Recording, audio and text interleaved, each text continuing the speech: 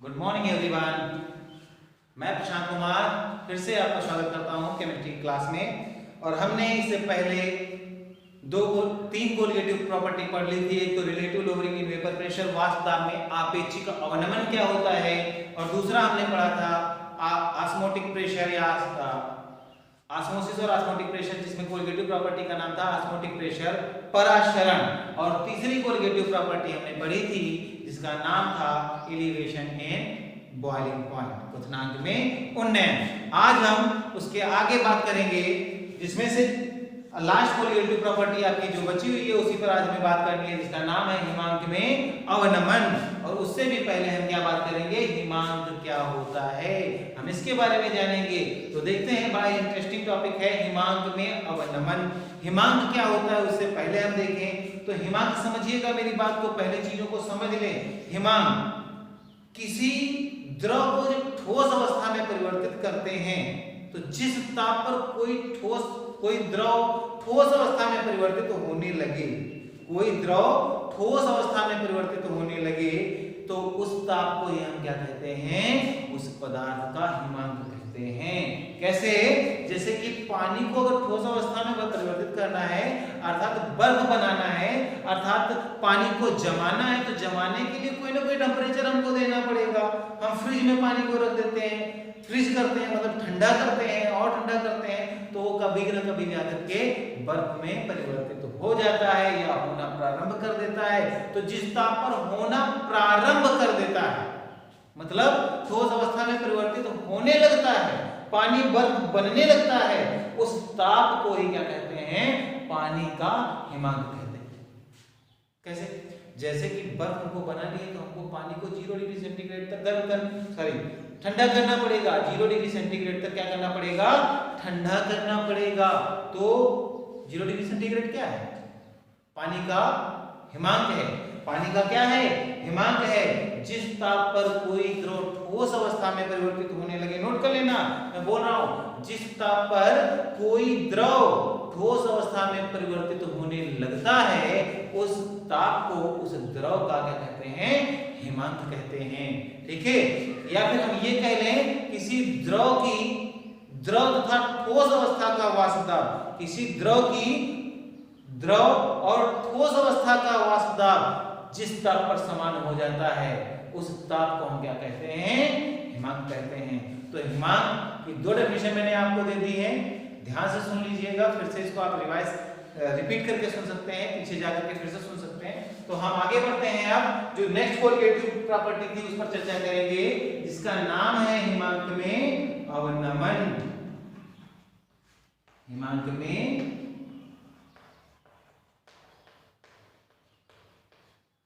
अवनमन।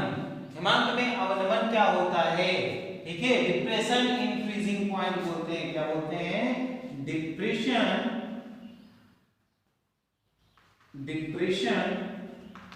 In freezing point.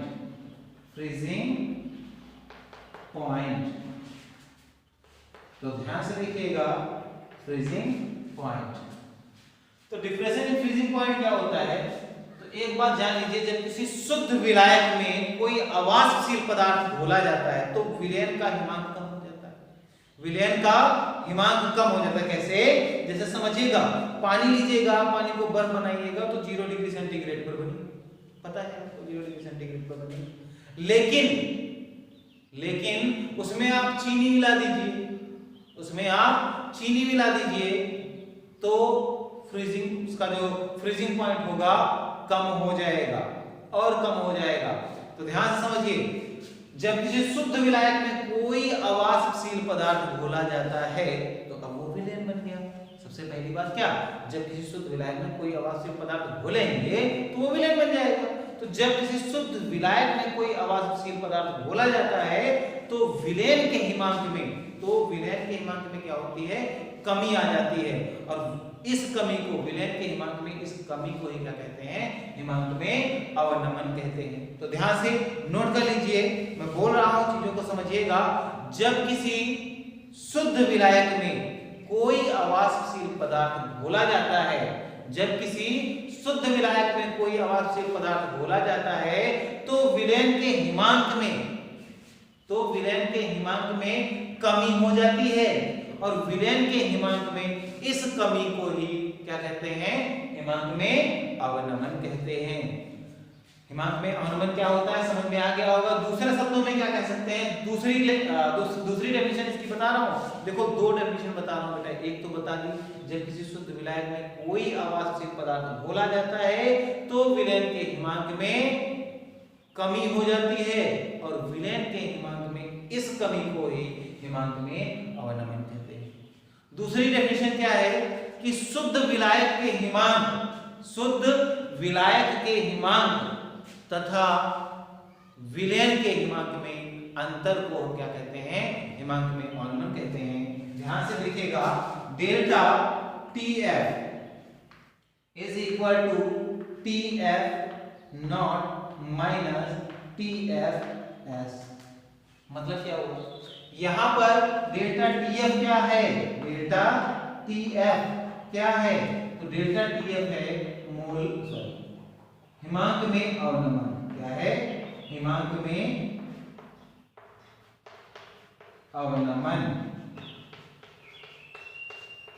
ठीक है। और TF नॉट क्या है, शुद्ध विलायक का हिमांक, शुद्ध विलायक का हिमांक है।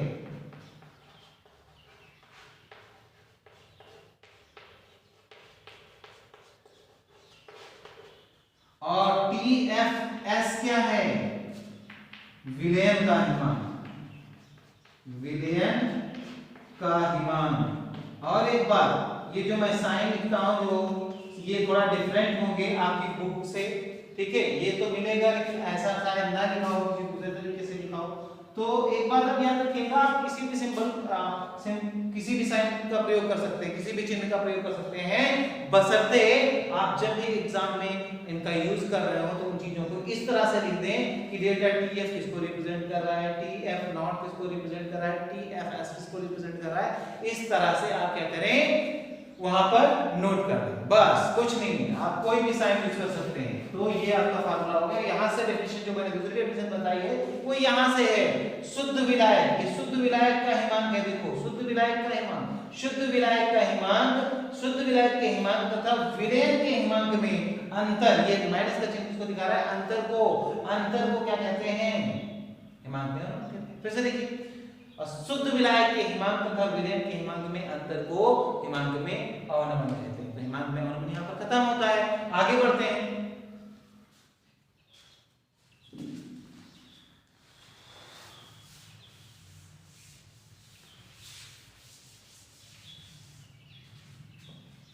आपका अगला टॉपिक है, इसी में नोट लगाकर आप लिखेंगे, नोट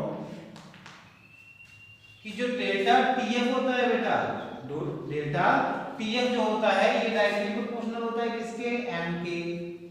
M क्या है सब लोग जानते हो, डेल्टा TF क्या है सब लोग जानते हो। डेल्टा TF क्या है अभी बताया था, क्या है, हिमांक में अवनमन, डिप्रेशन इन फ्रीजिंग पॉइंट। तो depression in freezing point, freezing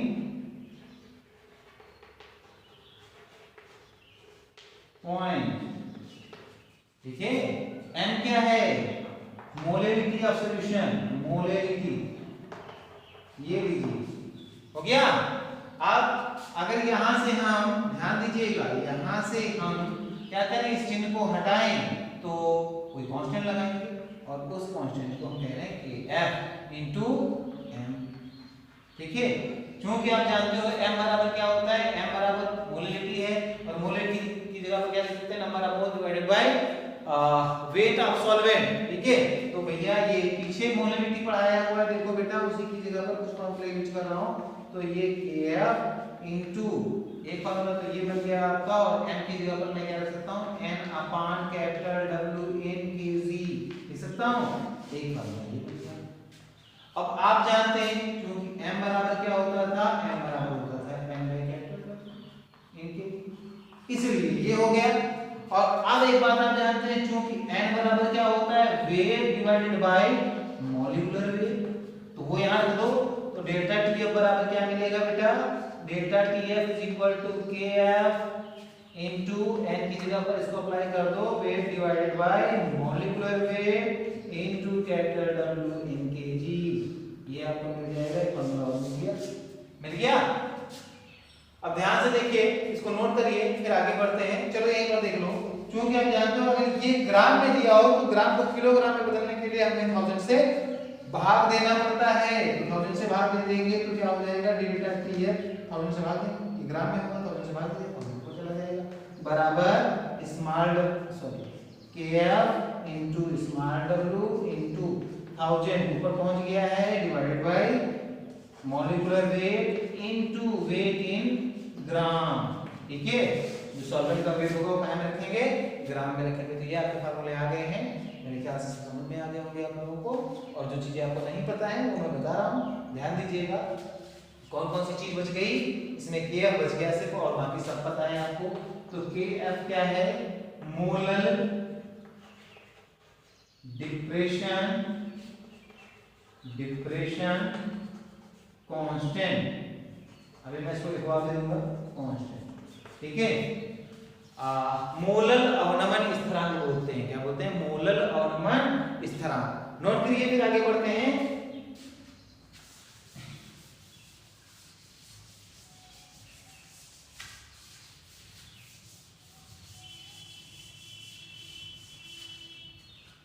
तो पूछ लिया जाता है कभी कभी मोलल अवनमन स्थिरांक क्या होता है, मोलल अवनमन स्थिरांक क्या होता है, ये पूछ लिया जाता है यूपी बोर्ड में। तो ध्यान दीजिएगा, मोलल अवनमन स्थिरांक किसे कहते हैं उसके बारे में चर्चा कर लें। तो हिंदी में लिखो, मोलल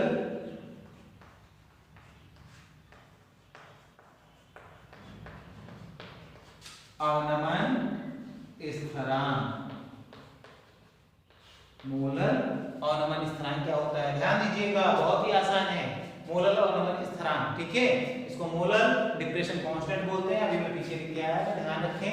तो मोलल अवनमन स्थिरांक होता क्या है, ध्यान से समझ लीजिए। फार्मूला क्या है आपका, delta TF is equal to KF. ये वाला फार्मूला दिखेगा जहां पर मैंने n upon capital W in kg रखा था। अब सोचिए, अगर यदि क्या हो, n बराबर 1 मोल हो और W बराबर 1 केजी हो, तब आप क्या करेंगे, तब डेल्टा टीएफ बराबर केएफ इंटू 1/1। तो 1 से मल्टीप्लाई करो, डिवाइड करो, कोई फर्क पड़ने वाला नहीं है। ठीक है, तो आगे बढ़ो, delta TF is equal to KF. Clear. तो यहां से डेफिनेशन निकालेंगे, जब किसी शुद्ध विलायक में, जब किसी शुद्ध विलायक में या जब किसी शुद्ध विलायक के 1 किलोग्राम में विलेय पदार्थ का 1 मोल घोला जाता है, तो विलयन के हिमांक में जो कमी आती है, विलयन के हिमांक में जो अवनमन होता है उसे क्या कहते हैं, मोलल अवनमन स्थिरांक कहते हैं। मैं लिखता हूं, 1 किलोग्राम विलायक में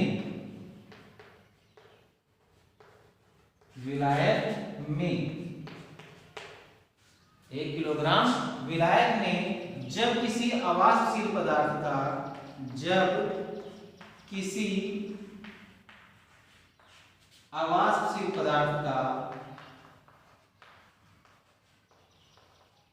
अवाष्पशील पदार्थ का 1 मोल घोला जाता है, घोला जाता है,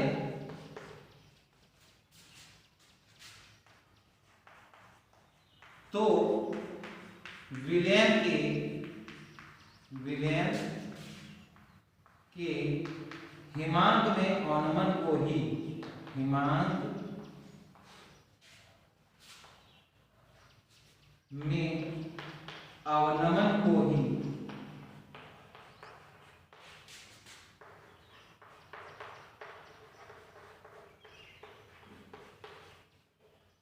मोलल अवनमन स्थिरांक कहते हैं, मोलल अवनमन स्थिरांक कहते हैं। सिंपल है,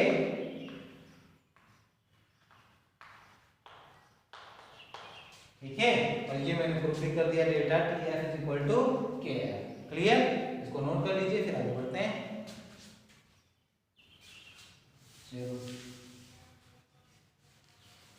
आप लिखने के बाद इस चीज को करेंगे, इसको लिखने के बाद ही जो चीज मैंने ड्राइव की थी उसको करेंगे। अब यहाँ पर कभी कभी पूछ लिया जाता है आणविक अवनमन स्थिरांक किसे कहते हैं। क्या पूछ लिया जाता है, आणविक अवनमन स्थिरांक किसे कहते हैं, तो अब उसके बारे में भी जान लें। तो बस कुछ नहीं करना है, 1 किलो की जगह पर 100 ग्राम कर देना है। क्या कर देना है, 100 ग्राम विलायक में जब किसी अवाश्य पदार्थ का 1 मोल घोला जाता है तो विलयन के हिमांक में अवनमन को क्या कहते हैं, आणविक अवनमन स्थिरांक। क्या कहते हैं, आणविक अवनमन स्थिरांक। कौन सा टॉपिक है, आणविक अवनमन स्थिरांक, ठीक है। आणविक अवनमन स्थिरांक कहते हैं बेटा, बहुत ही सरल है।